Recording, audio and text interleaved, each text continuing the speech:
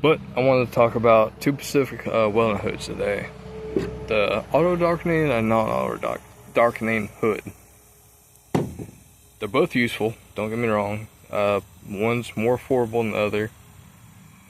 I mean, when I first started learning how to weld, I used the non-auto darkening hood, which it's great. I mean, specifically for stick welding, I don't know why, in my opinion, it's better because you can actually see the bead forming as you're going along. You can actually see the direction you're traveling as well, which is nice, added bonus. And on top of that, it's cheap, it's affordable, and it's more simpler and more affordable, more dependable.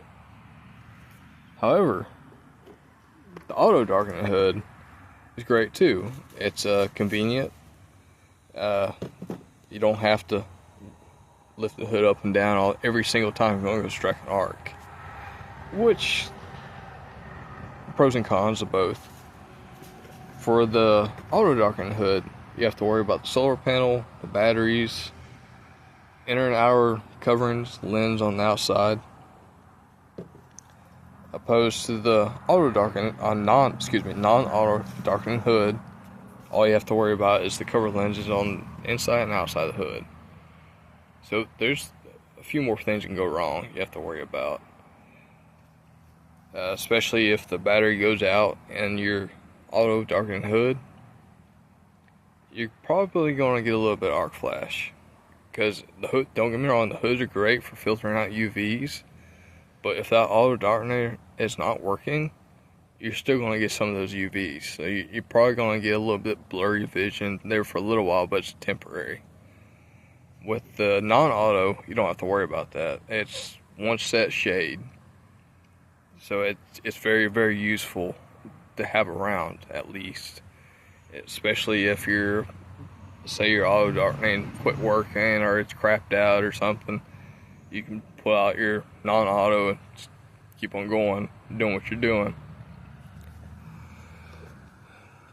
But the auto darkening hood is nice. It has its user cases, like for wire welding, for example, or TIG welding. It does a great job.